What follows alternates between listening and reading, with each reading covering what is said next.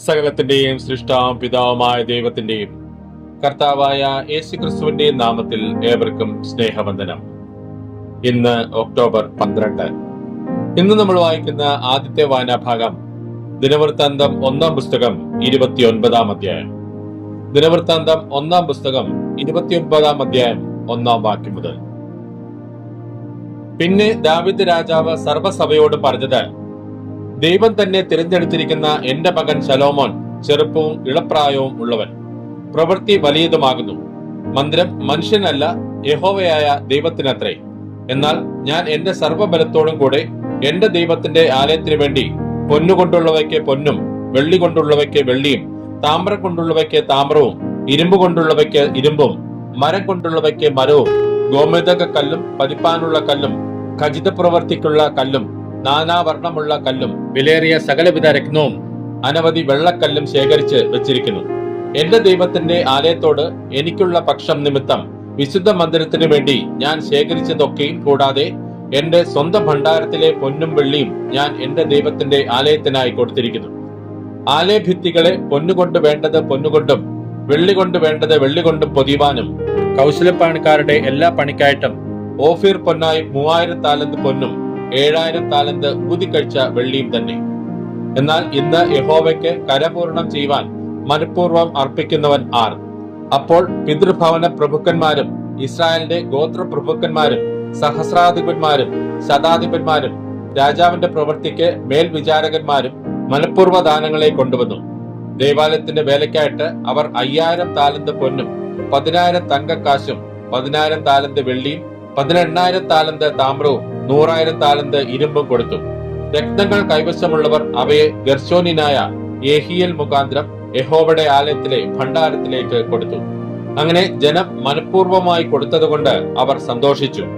ഏകാഗ്ര ഹൃദയത്തോടെ മനഃപൂർവ്വമായിട്ടായിരുന്നു അവർ യഹോവയ്ക്ക് കൊടുത്തത്. ദാവീദ് രാജാവും അത്യന്തം സന്തോഷിച്ചു. പിന്നെ ദാവീദ് സർവ്വസഭയുടെ മുമ്പാകെ യഹോവയെ സ്തുതിച്ച് ചൊല്ലിയതെന്തെന്നാൽ, ഞങ്ങളുടെ പിതാവായ ഇസ്രായേലിൻ ദൈവമായ യഹോവേ, നീ എന്നും എന്നേക്കും വാഴ്ത്തപ്പെട്ടവൻ. യഹോവേ, മഹത്വവും ശക്തിയും തേജസ്സും യശസ്സും മഹിമയും നിനക്കുള്ളത്. സ്വർഗത്തിലും ഭൂമിയിലുമുള്ളതൊക്കെയും നിനക്കുള്ളതല്ലോ. യഹോവേ, രാജത്വം നിനക്കുള്ളതാകുന്നു. നീ സകലത്തിനും മീതെ തലവനായിരിക്കുന്നു. ധനവും ബഹുമാനവും നിങ്കിൽ നിന്ന് വരുന്നു. നീ സർവവും ഭരിക്കുന്നു. ശക്തിയും ബലവും നിന്റെ കയ്യിൽ ഇരിക്കുന്നു. സകലത്തെയും വലുതാക്കുന്നതും ശക്തീകരിക്കുന്നതും നിന്റെ പ്രവൃത്തിയാകുന്നു. ആകയാൽ ഞങ്ങളുടെ ദൈവമേ, ഞങ്ങൾ നിനക്ക് സ്തോത്രം ചെയ്ത് നിന്റെ മഹത്വമുള്ള നാമത്തെ സ്തുതിക്കുന്നു. എന്നാൽ ഞങ്ങൾ ഇങ്ങനെ ഇത്ര മനഃപൂർവ്വമായി ദാനം ചെയ്യേണ്ടതിന് പ്രാപ്തരാകുവാൻ ഞാൻ ആർ? എന്റെ ജനവും എന്തുള്ളൂ? സകലവും നിങ്ങൾ നിന്നല്ലോ വരുന്നത്. നിന്റെ കയ്യിൽ നിന്ന് വാങ്ങി ഞങ്ങൾ നിനക്ക് തന്നതേയുള്ളൂ. ഞങ്ങൾ നിന്റെ മുമ്പാകെ ഞങ്ങളുടെ സകല പിതാക്കന്മാരെയും പോലെ അതിഥികളും പരദേശികളും ആകുന്നു. ഭൂമിയിൽ ഞങ്ങളുടെ ആയുഷ്കാലം ഒരു നിഴൽ പോലെ അത്രേ, യാതൊരു സ്ഥിരതയുമില്ല. ഞങ്ങളുടെ ദൈവമായ യഹോവേ, നിന്റെ വിശുദ്ധ നാമത്തിനായി നിനക്ക് ഒരു ആലയം പണിവാൻ ഞങ്ങൾ ശേഖരിച്ചിട്ടുള്ള ഈ സംഗ്രഹമെല്ലാം നിന്റെ കയ്യിൽ നിന്നുള്ളത്. സകലവും നിനക്കുള്ളതാകുന്നു. എന്റെ ദൈവമേ, നീ ഹൃദയത്തെ ശോധന ചെയ്ത് പരമാർത്ഥതയിൽ പ്രസാദിക്കുന്നുവെന്ന് ഞാൻ അറിയുന്നു. ഞാനോ എന്റെ ഹൃദയ പരമാർത്ഥതയോടെ ഇവയെല്ലാം മനഃപൂർവ്വമായി തന്നിരിക്കുന്നു. ഇപ്പോൾ ഇവിടെ കൂടിയിരിക്കുന്ന നിന്റെ ജനം നിനക്ക് മനഃപൂർവ്വമായി തന്നിരിക്കുന്നത് ഞാൻ സന്തോഷത്തോടെ കണ്ടുപിടിക്കുന്നു. ഞങ്ങളുടെ പിതാക്കന്മാരായ അബ്രഹാമിന്റെയും ഇസഹാക്കിന്റെയും ഇസ്രായേലിന്റെയും ദൈവമായ യഹോവേ, നിന്റെ ജനത്തിന്റെ ഹൃദയത്തിൽ ഈ വിചാരങ്ങളും ഭാവവും എന്നേക്കും കാത്ത് അവരുടെ ഹൃദയത്തെ നിങ്ങളിലേക്ക് തിരിക്കണമേ. എന്റെ മകനായ ശലോമോൻ നിന്റെ കൽപ്പനകളും സാക്ഷ്യങ്ങളും ചട്ടങ്ങളും പ്രമാണിക്കേണ്ടതിനും പണിയേണ്ടതിനായി ഞാൻ വട്ടം കൂട്ടിയിരിക്കുന്ന മന്ദിരം തീർപ്പാൻ ഇവയെല്ലാം നിവർത്തിക്കേണ്ടതിനും അവന് ഒരു ഏകാഗ്ര ഹൃദയം നൽകണമേ. പിന്നെ ദാവീദ് സർവ്വസഭയോടും, ഇപ്പോൾ നിങ്ങളുടെ ദൈവമായ യഹോവയെ വാഴ്ത്തുവിൻ എന്ന് പറഞ്ഞു. അങ്ങനെ സഭ മുഴുവനും തങ്ങളുടെ പിതാക്കന്മാരുടെ ദൈവമായ യഹോവയെ വാഴ്ത്തി യഹോവയെയും രാജാവിനെയും വണങ്ങി നമസ്കരിച്ചു. പിന്നെ അവർ യഹോവയ്ക്ക് ഹനനയാഗങ്ങളെ അർപ്പിച്ചു. പിറ്റേന്നാൾ യഹോവയ്ക്ക് ഹോമയാഗമായി 1000 കാളയും 1000 ആട്ടുകൊറ്റനെയും 1000 കുഞ്ഞാടിനെയും അവയുടെ പാനീയയാഗങ്ങളെയും എല്ലാ ഇസ്രായേലിനും വേണ്ടി അനവധി ഹനനയാഗങ്ങളെയും കഴിച്ചു. അവർ അന്ന് യഹോവയുടെ സന്നിധിയിൽ മഹാസന്തോഷത്തോടെ ഭക്ഷിച്ച് പാനം ചെയ്തു. ദാവീദിന്റെ മകനായ ശലോമനെ 2-ാം പ്രാവശ്യം രാജാവാക്കി. അവനെ യഹോവയ്ക്ക് പ്രഭുവായിട്ടും സാദോക്കിനെ പുരോഹിതനായിട്ടും അഭിഷേകം ചെയ്തു. അങ്ങനെ ശലോമോൻ തന്റെ അപ്പനായ ദാവീദിന് പകരം യഹോവയുടെ സിംഹാസനത്തിൽ രാജാവായിരുന്ന കൃതാർത്ഥനായി. ഇസ്രായേൽ ഒക്കെയും അവന്റെ വാക്ക് കേട്ടനുസരിച്ചു. സകല പ്രഭുക്കന്മാരും വീരന്മാരും ദാവീദ് രാജാവിന്റെ സകല പുത്രന്മാരും ശലോമോൻ രാജാവിന് കീഴ്പ്പെട്ടു. ഇസ്രായേൽ ഒക്കെയും കാണുകെ യഹോവ ശലോമോനെ അത്യന്തം മഹത്വപ്പെടുത്തി.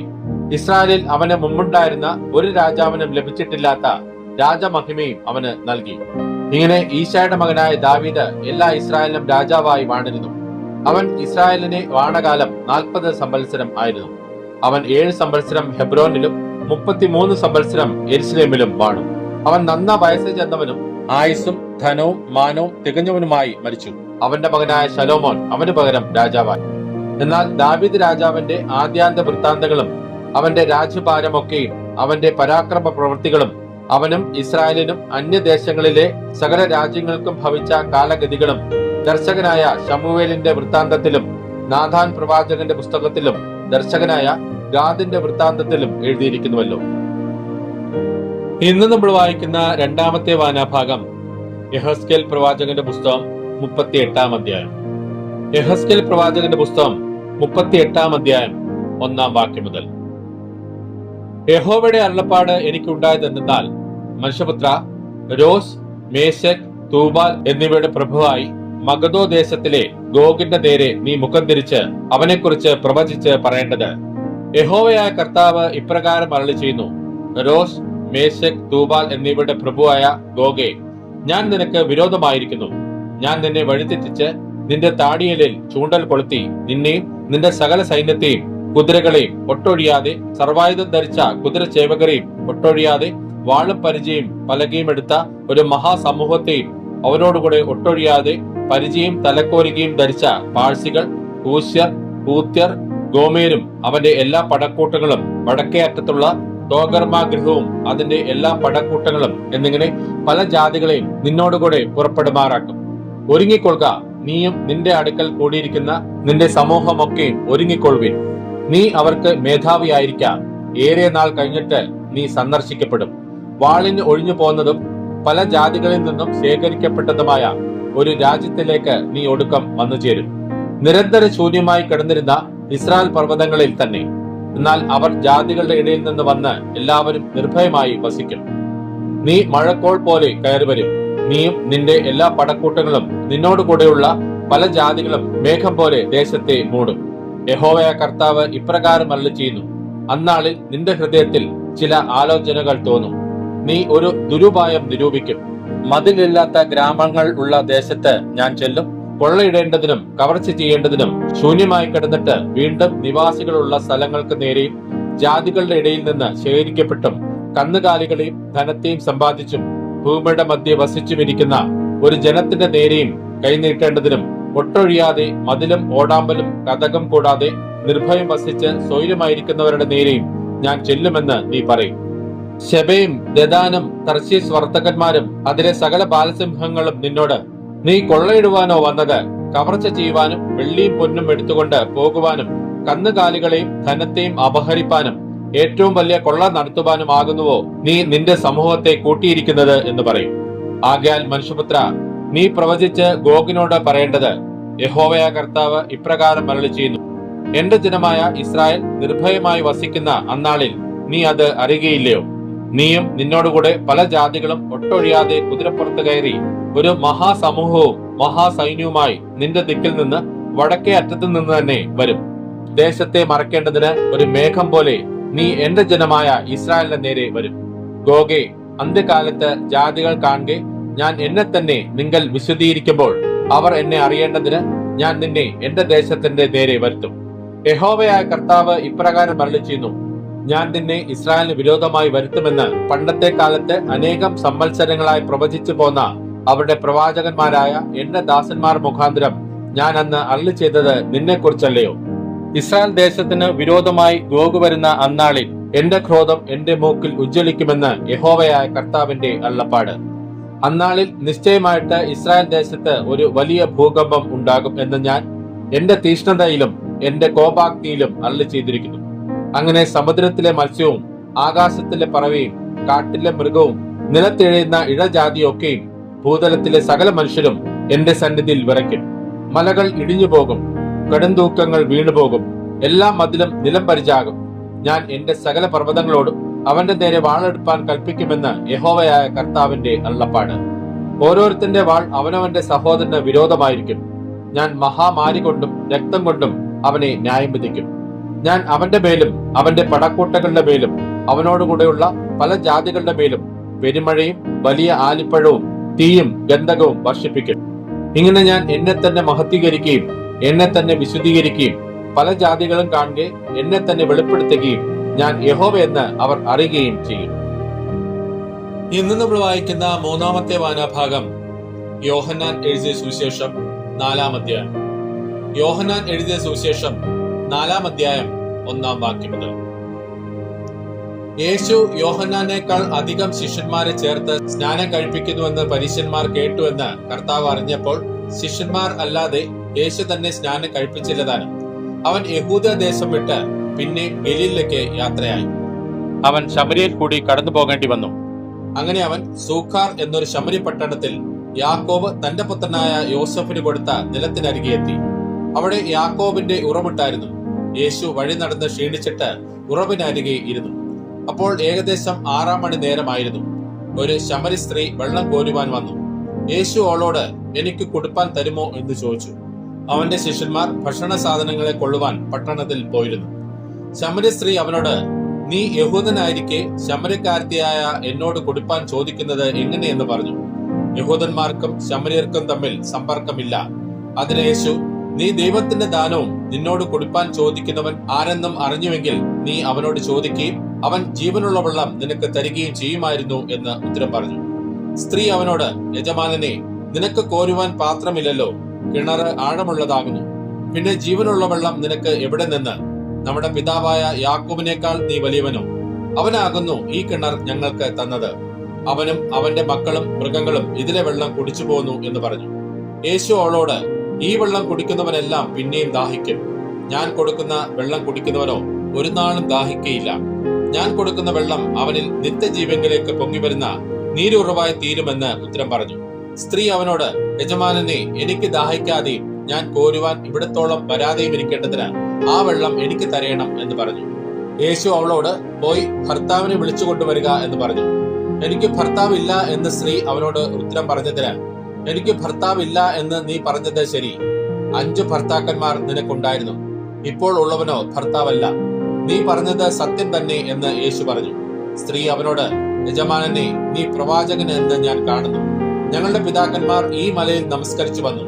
നമസ്കരിക്കേണ്ടുന്ന സ്ഥലം യെരുശലേമിൽ ആകുന്നു എന്ന് നിങ്ങൾ പറയുന്നു എന്ന് പറഞ്ഞു. യേശു അവളോട് പറഞ്ഞത്, സ്ത്രീയെ, എന്റെ വാക്ക് വിശ്വസിക്കാം. നിങ്ങൾ പിതാവിനെ നമസ്കരിക്കുന്നത് ഈ മലയിലുമല്ല യെരുശലേമിലുമല്ല എന്നുള്ള നാഴിക വരുന്നു. നിങ്ങൾ അറിയാത്തതിനെ നമസ്കരിക്കുന്നു, ഞങ്ങളോ അറിയുന്നതിനെ നമസ്കരിക്കുന്നു. രക്ഷ യഹൂദന്മാരുടെ ഇടയിൽ നിന്നല്ലോ വരുന്നത്. സത്യ നമസ്കാരികൾ പിതാവിനെ ആത്മാവിലും സത്യത്തിലും നമസ്കരിക്കുന്ന നാഴിക വരുന്നു, ഇപ്പോൾ വന്നുമിരിക്കുന്നു. തന്നെ നമസ്കരിക്കുന്നവർ ഇങ്ങനെയുള്ളവർ ആയിരിക്കണമെന്ന് പിതാവ് ഇച്ഛിക്കുന്നു. ദൈവം ആത്മാവാകുന്നു. അവനെ നമസ്കരിക്കുന്നവർ ആത്മാവിലും സത്യത്തിലും നമസ്കരിക്കണം. സ്ത്രീ അവനോട്, മശിഹ എന്ന് വെച്ചാൽ ക്രിസ്തു വരുന്നുവെന്ന് ഞാൻ അറിയുന്നു. അവൻ വരുമ്പോൾ സകലവും അറിയിച്ചു തരും എന്ന് പറഞ്ഞു. യേശു അവളോട്, നിന്നോട് സംസാരിക്കുന്ന ഞാൻ തന്നെ മശിഹ എന്ന് പറഞ്ഞു. ഇതിനിടയിൽ അവന്റെ ശിഷ്യന്മാർ വന്ന് അവൻ സ്ത്രീയോട് സംസാരിക്കയിൽ ആശ്ചര്യപ്പെട്ടു. എങ്കിലും നീ എന്ത് ചോദിക്കുന്നു, അവളോട് എന്ത് സംസാരിക്കുന്നുവെന്ന് ആരും ചോദിച്ചില്ല. അനന്തരം സ്ത്രീ പാത്രം വെച്ചിട്ട് പട്ടണത്തിൽ ചെന്ന് ജനങ്ങളോട്, ഞാൻ ചെയ്തതൊക്കെ എന്നോട് പറഞ്ഞ ഒരു മനുഷ്യനെ വന്ന് കാൺമിൻ. അവൻ ഒരുപക്ഷെ ക്രിസ്തു ആയിരിക്കുമോ എന്ന് പറഞ്ഞു. അവർ പട്ടണത്തിൽ നിന്ന് പുറപ്പെട്ട് അവന്റെ അടുക്കൽ വന്നു. അതിനിടയിൽ ശിഷ്യന്മാർ അവനോട്, റബ്ബി, ഭക്ഷിച്ചാലും എന്ന് അപേക്ഷിച്ചു. അതിനവൻ, നിങ്ങൾ അറിയാത്ത ആഹാരം ഭക്ഷിപ്പാൻ എനിക്കുണ്ട് എന്ന് അവരോട് പറഞ്ഞു. ആകയാൽ വല്ലവനും അവന് ഭക്ഷിപ്പാൻ കൊണ്ടുവന്നുവോ എന്ന് ശിഷ്യന്മാർ തമ്മിൽ പറഞ്ഞു. യേശു അവരോട് പറഞ്ഞത്, എന്നെ അയച്ചവന്റെ ഇഷ്ടം ചെയ്ത് അവന്റെ പ്രവൃത്തി തികയ്ക്കുന്നത് തന്നെ എന്റെ ആഹാരം. ഇനി 4 മാസം കഴിഞ്ഞിട്ട് കൊയ്ത്ത് വരുന്നുവെന്ന് നിങ്ങൾ പറയുന്നില്ലയോ? നിങ്ങൾ തലപൊക്കി നോക്കിയാൽ നിലങ്ങൾ ഇപ്പോൾ തന്നെ കൊയ്ത്തിന് വെളുത്തിരിക്കുന്നത് കാണുമെന്ന് ഞാൻ നിങ്ങളോട് പറയുന്നു. വിതയ്ക്കുന്നവനും കൊയ്യുന്നവനും ഒരുമിച്ച് സന്തോഷിപ്പാൻ തക്കവണ്ണം കൊയ്യുന്നവൻ കൂലി വാങ്ങി നിത്യജീവങ്കിലേക്ക് വിളവ് കൂട്ടിവെക്കുന്നു. വിതയ്ക്കുന്നത് ഒരുത്തൻ, കൊയ്യുന്നത് മറ്റൊരുത്തൻ എന്നുള്ള പഴഞ്ചൊൽ ഇതിൽ ഒത്തിരിക്കുന്നു. നിങ്ങൾ അധ്വാനിച്ചിട്ടില്ലാത്തത് കൊയ്യുവാൻ ഞാൻ നിങ്ങളെ അയച്ചിരിക്കുന്നു. മറ്റുള്ളവർ അധ്വാനിച്ചു, അവരുടെ അധ്വാന ഫലത്തിങ്കിലേക്ക് നിങ്ങൾ പ്രവേശിച്ചിരിക്കുന്നു. ഞാൻ ചെയ്തതൊക്കെയും അവൻ എന്നോട് പറഞ്ഞു എന്ന് സ്ത്രീ സാക്ഷ്യം പറഞ്ഞ വാക്ക് നിമിത്തം ആ പട്ടണത്തിലെ പല ശമര്യരും അവനിൽ വിശ്വസിച്ചു.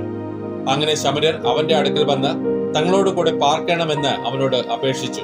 അവൻ 2 നാൾ അവിടെ പാർത്തു. ഏറ്റവും അധികം പേർ അവന്റെ വചനം കേട്ട് വിശ്വസിച്ചു. ഇനി നിന്റെ വാക്കുകൊണ്ടല്ല ഞങ്ങൾ വിശ്വസിക്കുന്നത്, ഞങ്ങൾ തന്നെ കേൾക്കുകയും അവൻ സാക്ഷാൽ ലോകരക്ഷിതാവ് എന്ന് അറിയുകയും ചെയ്തിരിക്കുന്നുവെന്ന് സ്ത്രീയോട് പറഞ്ഞു. 2 ദിവസം കഴിഞ്ഞിട്ട് അവൻ അവിടം വിട്ട് ഗലീലയ്ക്ക് പോയി. പ്രവാചകന് തന്റെ പിതൃദേശത്ത് ബഹുമാനമില്ല എന്ന് യേശു തന്നെ സാക്ഷ്യം പറഞ്ഞിരുന്നു. അവൻ ഗലീലയിൽ എത്തിയപ്പോൾ ഗലീലക്കാർ തങ്ങളും പെരുന്നാളിന് പോയി. അവൻ യെരുശലേമിൽ വെച്ച് പെരുന്നാളിൽ ചെയ്തതൊക്കെയും കണ്ടതുകൊണ്ട് അവനെ അംഗീകരിച്ചു. അവൻ പിന്നെയും താൻ വെള്ളം വീഞ്ഞാക്കിയ ഗലീലയിലെ കാനാവിൽ വന്നു. അന്ന് മകൻ രോഗിയായിരുന്നൊരു രാജഭൃത്യൻ കവർന്നഹൂമിൽ ഉണ്ടായിരുന്നു. യേശു യഹൂദ്യ ദേശത്ത് നിന്ന് ഗലീലയിൽ വന്നുവെന്ന് അവൻ കേട്ട് അവന്റെ അടുക്കൽ ചെന്നു. തന്റെ മകൻ മരിപ്പാറായിരിക്കൊണ്ട് അവൻ വന്ന് അവനെ സൗഖ്യമാക്കണം എന്ന് അപേക്ഷിച്ചു. യേശു അവനോട്, നിങ്ങൾ അടയാളങ്ങളും അത്ഭുതങ്ങളും കണ്ടിട്ടല്ലാതെ വിശ്വസിക്കുകയില്ല എന്ന് പറഞ്ഞു. രാജഭൃത്യൻ അവനോട്, കർത്താവേ, പൈതൽ മരിക്കും മുമ്പേ വരേണമേ എന്ന് പറഞ്ഞു. യേശു അവനോട്, പൊയ്ക്കൊള്ളുക, നിന്റെ മകൻ ജീവിച്ചിരിക്കുന്നു എന്ന് പറഞ്ഞു. യേശു പറഞ്ഞ വാക്ക് വിശ്വസിച്ച് ആ മനുഷ്യൻ പോയി. അവൻ പോകയിൽ അവന്റെ ദാസന്മാർ അവനെ എതിരേറ്റ്, മകൻ ജീവിച്ചിരിക്കുന്നു എന്ന് പറഞ്ഞു. അവന് ഭേദം വന്ന നാഴിക അവരോട് ചോദിച്ചതിന് അവർ അവനോട്, ഇന്നലെ 7 മണിക്ക് പനി വിട്ടുമാറി എന്ന് പറഞ്ഞു. ആകയാൽ നിന്റെ മകൻ ജീവിച്ചിരിക്കുന്നു എന്ന് യേശു പറഞ്ഞ നാഴികയിൽ തന്നെ എന്ന് അപ്പൻ ഗ്രഹിച്ച് താനും കുടുംബമൊക്കെയും വിശ്വസിച്ചു. യേശു യഹൂദിയിൽ നിന്ന് ഗലീലയിൽ വന്നപ്പോൾ ഇത് 2ാമത്തെ അടയാളമായിട്ട് ചെയ്തു. ഇന്ന് നമ്മൾ വായിച്ചു കേട്ട ഈ വേദഭാഗങ്ങളാൽ പിതാവായ ദൈവത്തിൽ നിന്നും കർത്താവായ ക്രിസ്തുയേശുവിൽ നിന്നും ഏവർക്കും കൃപയും കനിവും സമാധാനവും ഉണ്ടാകട്ടെ. ആമേൻ.